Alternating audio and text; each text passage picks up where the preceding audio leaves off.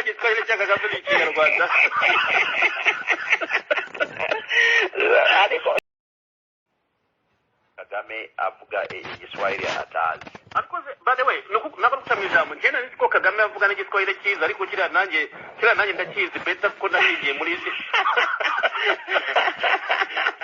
Kira Igiswahili cya Kagame n'ikinyarwanda.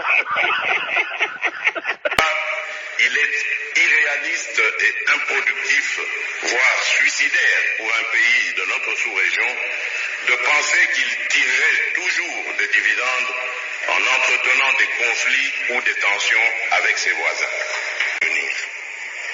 C'est également dans cette suite qu'il convient notamment de situer les opérations militaires ciblées et concertées que mènent conjointement depuis le 30 novembre dernier les forces armées de la République démocratique du Congo, les FARDC en sigle, et les forces de défense du peuple ougandais, UPDF en sigle, afin de neutraliser les groupes armés et terroristes qui ravagent le nord-est de notre pays et circulent le long des frontières que nous partageons avec la République de l'Ouganda, plus précisément en Ituri et au Nord Kivu.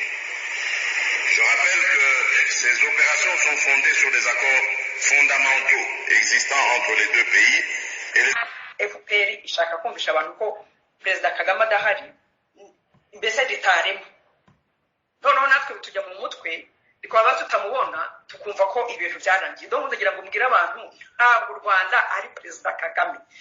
FPR ishaka kumvisha abantu ko President Kagame adahari mbese ritarimo noneho natwe tujya mu mutwe bikaba tutamubona tukumva ko ibintu byarangiye donc ndagira ngo mbwire abantu ntabwo u Rwanda ari President Kagame. Twongeye kubasuhuza abakunzi ba Gisovu Kibuye na Gisovu Kibuye Kigali TV, mugire amahoro ya Nyagasani. Turi ku rugamba kandi turi gutsinda. Nkuko mubizi twahagurukiye kurwanya agatsiko k'amabandi k'ibyihebe kabiyahuzi. Ubwo twatangiraga urugamba abanyarwandakazi byasaga nk'ibikomeye mu maso ya benshi kuko bari barahamwe n'agatsiko karabakandagiye bumva ko ari ikimashini kidashobora guhagarikwa. Twatangiye buhoro buhoro dusa nkaho turi twenyine, benshi bakatubwira ati nyabuneka abanyamerika n'agatsiko ntacyo mwabikoraho, hari abanyaburayi n'agatsiko, yewe na siyasa mu karere nimwicecekere. Ngira ngo iyi minsi ishize hari byinshi byahindutse mu gihugu. U Rwanda mu karere nta gihugu na kimwe gishobora kwakira izi nkoramaraso. Umupaka w'Uganda urafunze, uwa Tanzania nuko, uw'u Burundi nuko, uwa Kongo nyamwumvishwa yavuze ejo bundi kuwa gatandatu avuga ati u Rwanda ni igihugu cyabiyahuzi n'amabandi n'ibiki byose kumugaragara. Avuga ati zirangejya zo mu gatsiko zo mu kadomo ati zigomba kumenya ko ibintu byahindutse, ati ko zigiye gukubitwa. Mwumvishe ibyabaye byinshi hirya no hino ku isi kubera ifatwa rya Paul Rusesabagina, ukuri kwarushijeho kujya ahagaragara. Yaba umuryango we yaba impirimbanyi za demokarasi ntizahwemye, zaravuze zitanga ubutumwa hirya no hino.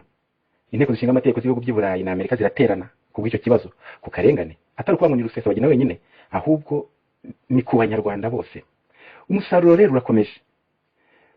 Muribuka mu minsi ishize nk'ukwezi ubwo wa minisitiri mushya uri wahoze uriya Jean Damascene avuga ati ambasaderi w'Ubudage n'Ubuholandi ngo baje kumubwira ko bagomba guhindura ingendo, ko bagomba guhagarika no guhindura ibyo bihaye bituma batsikamira abandi banyarwanda. Uvuze wese ngo ingengabitekerezo bikirukana bikagenda none bikatwutsa ambasaderi w'Amerika muribuka avuga ati ntushobora kuba muri kwigisha ubumwe n'ubwiyunge uri komeza uzamura ikintu kandi kirimo n'amacakubiri. Ati ku banyamerika no ku banyarwanda twumva amateka yagombye kubamwe. Mu Rwanda abantu baricanye, hari abishwe ari abahutu bazira gufasha abatutsi bagwa muri ubwo bwicanyi, hari n'abishwe ari abatutsi bazira jenoside. Ati ibyo rero bivuga ko abanyarwanda bicanye kandi bivuga ko igihugu cyabo bagomba kuzaganira bakumvana bagafata icyemezo cyo kuba umwe, atari kwishimba, atari kubafata mu ijosi cyangwa ku kinyombo kitazageraho kibageza. Ibintu rero byakomeje gushyuha. Uyu munsi minisitiri w'Ubudage ushinzwe ibintu bya ekonomi n'ubutwererane yiyiziye i Kigali. Amakuru amaze kutugeraho nuvuga ngo yaje i Kigali kubona n'agatsiko no kubabwira ko igihe cyose bakomeje kwitwara mu nyeshyamba Ubudage bugiye guhagarika inkunga iyo ari yo yose bwageneraga igihugu cy'u Rwanda.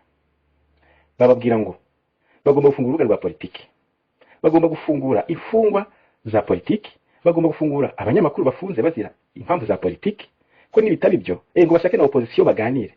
Naga tubakira makabyiraye bashaka opposition ngo baganire. Izo zose ziri muri condition leta y'Ubudage ihereye bwa nyuma agatsiko. Ngira ngo abari bugiye kuza social media maza kubona ko minister atubwira ko yakiriwe nyine n'umukuru w'abazimu.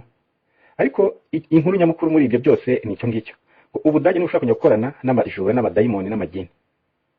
Nabibutsa ko ejo bundi nyakwigendera ya masi yagiye mu Budage yiva yitakiriwe. U Rwanda ruri kugomba kubakirwa ingana zikora inkingo za COVID. Ubudage nibwo bwahagaritse. Ndakeka nabibabwiye. Niyo nta nabibabwiye icyo gihe ubwo ndabyibutse. Kuko Ubudage nibwo bwahagaritse wa mushinga rwakuye u Rwanda ku rutonde rw'ibihugu bigomba kubakwamo uruganda. Kubera ko mu Rwanda atari igihugu donc ni Sodoma na Gomora. Ni nayo mpamvu biyiziye ngo gutanga ubutumwa bwa nyuma ko niba atahindura ibyo nambarirwa kuri ekonomi. Abadage nabikora, abandi bazabikora, ababiryo bazabikora. Nguko agatsiko. Mu karere karafunze, Uburayi buri gufunga. Ubutumwa ni bwinshi buri kwa minisitiri wa Congo Brazzaville wiyiziye i Kigali ejo bundi, nyamara batatumiye agatsiko. Azana ubutumwa bwa gasopo. Ari ndetse cyashyize kiseke demo confidence nyine barapeza ngo bamwemereye kumufasha no kumugenya imigengo agatsiko kazongera gukopfora. Ejo bundi perezida wa Angola mwabonye ko yohereje ministre azanye ubutumwa abuzaniye ngo agatsiko kubabwira ngo nibongera gukopfora bakongera gutera desordre mu karere ngo ntibazamubaze ibizakurikiraho. Murumva agatsiko kacu ahantu kageze, ibintu birakomeye. Babandi bari bafite impungenge amafaranga bazayacika n'amafaranga ibitungo bazayitwara. Reka da wapi, kuri isi ntawe ujyana umwenda kwere. Kuri isi ntawe ujyana umwenda. Urwo rugamba turutangira byasaga n'ibikomeye ku maso y'abareba bya kimuntu. Ariko iyo yambuye umuntu ukambara urukundo rw'igihugu byari bikomeye ko byagomba kutuhaguruka. Kuko uretse areba gundi ndakareba undi. Ariko nyuma urabona ku rugamba tugeze ahantu haryoshye. Ahantu agatsiko katagishobora, katagifite ijambo iri na rimwe mu mahanga y'Uburayi. Amerika murabizi ko perezida wa Amerika akoresha inama ebyiri agatumira perezida bose akangutumira u Rwanda yongeraho ngo si igihugu n'amabandi kandi afite ishingiro bafite amakuru muri uko abanyamerika benshi baje gushora imari mu gihugu uko byabagendekeye murabizi. Perezida wako bone wavuze akajambo karashimisha ati nabiyahuzi tu ati kigaragara cyo nabiyahuzi. Ibintu bigeza biryoshye hagati aho ngamba ko turakurikirana. Ariko hagati aho muri iyi minsi muzumva bazavuga ngo hari groupe bazavuga ngo irwaye ngo corona bayishyire mu kato. Ayo nama kwa tugeze simbabwira yari ariko mubimenye nzayibabwira misiri imbere byabaye ariko ndabakopeje. Nabyo bizabera kandi kantu kakamenyetso gasekeje kandi keza kabereka aho urugamba rugeze. Ubwo ikindi nabifuriza ibihe byiza ya ubwo nk'abantu bose bari ku isi bareba isi yerekeza amaso yose tuyahanze muri Ukraine ariko bintambara. Impamvu bivuze nuko nabonye ko burya ntawujyana umwenda koko niyo yaba ari umuzungu. Mwabonye ukuntu hari abirabura bangaga ko bahunga bakanga ko bagira gute. Ariko nyine murabona icyari kibarimo. Mureke Imana ibahane, mureke Imana ibakosore. Bo banga umwirabura kahunga kubera ko ari umwirabura. Umuntu yikorera urupfu buri ku mutwe akujya no kurwana n'abandi. Mukundane banyarwanda, mukundane, mureke ibyamoko. Mureke ibyamoko, mureke ibyo. Hari ikiganiro nigeze kureba kare cyo kuri radio yitwa ngwiki umurabyo, ku murabyo wa Agnes. Hari umugabo w'umusaza rwose ushesha kamwe imyaka 80 w'umututsi. Utavuga ngo yabogamye. Yavuze amateka uko yarari. Avuga ibintu ko byari bizamutse uko abantu bapfuye muri 59 n'ibiki. Ndabahamagara kujya kumva icyo kiganiro. Yakikoze kubyo gutabogamye kuko n'umututsi. Avuga ibintu ko byagenze yerekana uruhare rw'abanyarwanda rw'abazungu muri ibyo bintu. Uwe uko yabibonaga. Numva ari ikintu cyinshi byadusigira nkatwe batoya tubyumva ku maradiyo ku mateleviziyo tubibwirwa tubisoma mu bitabo kurusha n'umuntu wabyibereyemo akora konti histoire ye ibyo yabaye muko yabibonye ni n'umuntu wagize amahirwe yo kwiga icyo gihe. Ababyifuza rwose mujye kureba icyo kiganiro kiratuma murushaho kubona ko burya nta kintu dupfa. Aho yagize ati umuryango wacu twari twarahungiye muri Kongo abaturage twari dutuye baje kutwishakira iyo twari twarahungiye baza kuducyura ku ngufu kandi ari abahutu ibintu n'ibindi. Donc bishatse kuvuga ngo harimo ababibisha abantu harimo n'abeza batishe mu moko yombi. Icyo kikaba cyatubera idovize twahuriraho noneho tukiyunga tukaba umwe.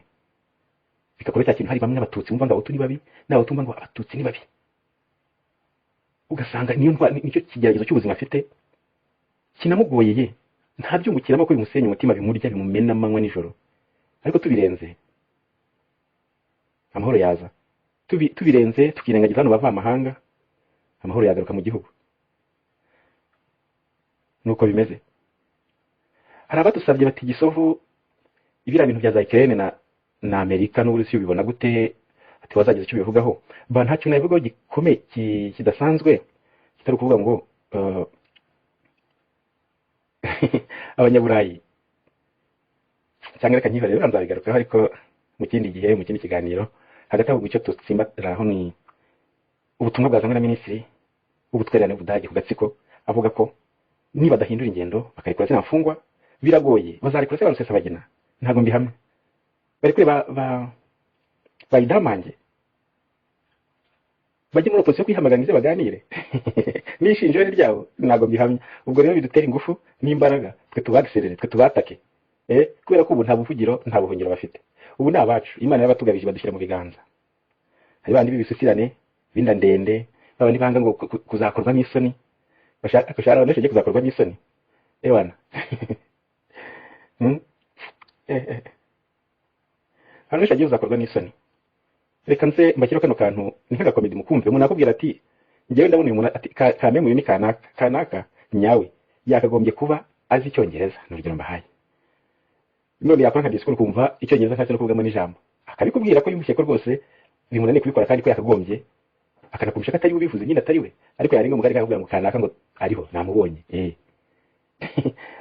Abo bantu hari ikindi kiganiro nabonye uyu munsi cyiza nanone cy'umuhanzi Bruce Melody. Bamubaza bati Melody ari kumwe na Paul Kagame aramubonye.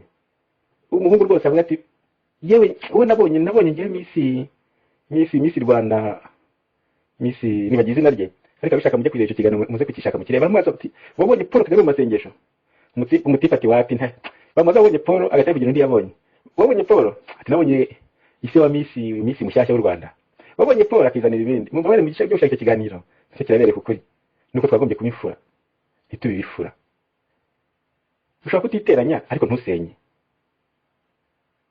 ntimusenye nyaboneka, nimwubake, nimukundane, nimubume. Kagame avuga Igiswahili atazi. Ariko by the way, nako kutamwijambo ngena nzi ko Kagame avuga n'Igiswahili cyiza, ariko kira nanjye ndakizi beta ko nahigiye muri isi. Kira Igiswahili cya Kagame n'Ikinyarwanda. Ariko njyewe nabona etape menshi. Perezida rero wa Repubulika y'u Rwanda akaba atangije ku mugaragaro etape ya munani ya Tour du Rwanda ya 2022 kugeza ubu bagiye gusiganwa areshya na kilometero 75 na metero 300, aho binateganyijwe ko ari buze nawe kuzengukamo hano muri circuit inshuro ebyiri, nawe akirebera uburyo bw'igare mu muhanda uko biba byifashe. Etape mugaragu nibyo iraho binateganyijwe ko ari buze nawe kuzengukamo hano muri circuit inshuro ebyiri, nawe akirebera uburyo bw'igare mu muhanda uko biba byifashe. Your Excellency, the President of the Senate of Rwanda, representing the President of the Republic of Rwanda, who is the patron. The gentlemen, on behalf of the President of the Republic of Rwanda, His Excellency President Paul Kagame, I'm delighted to welcome all of you to this National Congress of the Pan-African Movement, Rwanda chapter.